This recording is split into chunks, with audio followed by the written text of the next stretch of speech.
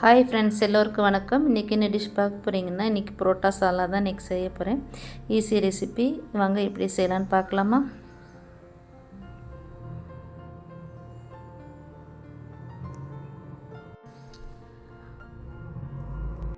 அதுக்கு முதல்ல stove on பண்ணிவிட்டு ஒரு பாத்திரம் வச்சு பாத்திரம் சூடானதுக்கப்புறம் இதில் 2 டீஸ்பூன் நல்லெண்ணெய் சேர்த்துக்கலாம். எண்ணெய் சூடானதுக்கப்புறம் 1 டீஸ்பூன் சோம்பு, 1 டீஸ்பூன் ஜீரகம் நல்லா பொரிஞ்சதுக்கப்புறம் நீலவாக்கில் கட் பண்ணி வச்சுருந்த வெங்காயம் சேர்த்து நல்லா வதக்கி எடுத்துக்கலாம்.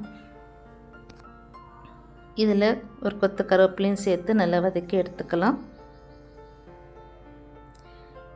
இப்போ இதில் 1 டீஸ்பூன் இஞ்சி பூண்டு பேஸ்ட்டு சேர்த்துக்கலாம். இதையும் நல்லா வதக்குனதுக்கப்புறம் இது கூடவே கொஞ்சோண்டு புதினா இலைகளை சேர்த்து இதையும் நல்லா வதக்கி எடுத்துக்கலாம். இது வதங்கினதுக்கப்புறம் 2 தக்காளி பழத்தை நீலவாக்கில் கட் பண்ணி வச்சுருந்தேன், அதையும் சேர்த்து நல்லா வதக்கி எடுத்துக்கலாம். இது நல்லா வதங்கினதுக்கப்புறம் இல்லை 1/4 டீஸ்பூன் மஞ்சள்தூள் சேர்த்துக்கலாம். தேவைக்கேற்ப மிளகாய்த்தூள் 1 டீஸ்பூன் சேர்த்துக்கலாம்.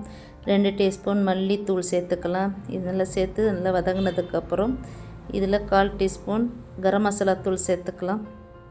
சேர்த்து நல்லா வதக்கி எடுத்துக்கோங்க. இது வேகிறதுக்காக 2 கிளாஸ் தண்ணியை சேர்த்து மூடி போட்டு ஒரு மசாலா ஸ்மெல் போகிற வரைக்கும் ஒரு கொதி வரட்டும். இப்போ இதுக்கு ஒரு மசாலா ரெடி பண்ணிக்கலாம். ஒரு சில அளவில் தேங்காவை துருவி எடுத்துக்கலாம். பொட்டுக்கடலை, நிலக்கடலை 3யும் நல்லா மையாக மிக்ஸி ஜாரில் அரைச்சி எடுத்துக்கிட்டு இப்போ இதில் சேர்த்துக்கலாம். சேர்த்துட்டு நல்லா கலந்து எடுத்துக்கலாம். இப்போ தேவைக்கேற்ப உப்பு சேர்த்துக்கலாம். உப்பு சேர்த்துட்டு இதையும் ஒரு மூடி போட்டு ஒரு கொதி வரட்டும். இப்போ பொடியாக கட் பண்ணி வச்சுருந்த மல்லி இலையை சேர்த்துக்கலாம். அவ்வளோதாங்க ஃப்ரெண்ட்ஸ், ஈஸி ரெசிபி. இது டேஸ்ட் வந்து சூப்பராக இருக்கும். இதே மாதிரி நீங்களும் செஞ்சு பாருங்கள் ஃப்ரெண்ட்ஸ். இந்த வீடியோ பிடிச்சிருந்தால் லைக் பண்ணுங்கள், ஷேர் பண்ணுங்கள். ப்ளீஸ் மறக்காமல் சப்ஸ்கிரைப் பண்ணிக்கோங்க ஃப்ரெண்ட்ஸ். ஓகே, பாய்.